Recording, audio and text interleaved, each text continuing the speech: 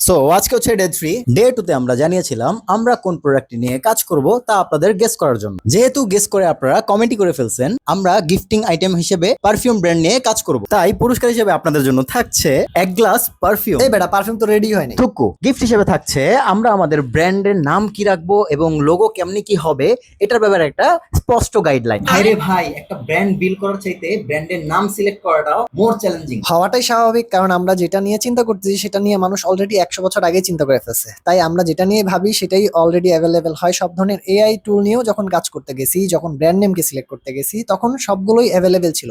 তাই অনেক চিন্তা করে আমরা পেয়ে গেলাম আমাদের কাঙ্ক্ষিত সেই ব্র্যান্ডের নাম, যেটার নাম হচ্ছে জেহেন। মানে বাংলায় ভাই? আরে বোকা ছেলে, এটার মানে হচ্ছে মন অথবা চিন্তা, যেটা ট্যাগলাইনও পেয়ে গেছি, শুনবি? না। জেন। এই প্রতিটি পারফিউম এক একটি চিন্তার মতো, নিঃশব্দ, মোলায়েম এবং দীর্ঘস্থ। তো মজা অনেক করলাম, এখন আসল কথায় আসি। লোগোটা নিয়ে অনেক চিন্তায় ছিলাম, কি লোগো বানাবো। তাই লোগো নিয়ে অনেক ভাবাভাবির পর দেখলাম যে লোগোটা আমাদের টেক্সট বেসিক করা উচিত, কারণ টেক্সট জিনিসটা আসলে মানুষ ইজিলি মনে রাখতে পারবে। এজন্য আমরা আমাদের ব্র্যান্ডের লোগোটাকে আমরা টেক্সট বেস 3 দিনের মাথায় আমরা কোন প্রোডাক্ট নিয়ে কাজ করবো সেটা ঠিক করলাম, এবং আমাদের ব্র্যান্ড এবং ব্র্যান্ড আইডেন্টিটি সবকিছু আমরা ক্রিয়েট করে ফেললাম। এখন আমাদের কাজ হচ্ছে প্রোডাক্টের সোর্সিংটা করা। তো নেক্সট ভিডিওতে আমরা দেখবো কিভাবে আমরা প্রোডাক্ট সোর্সিং করতেছি।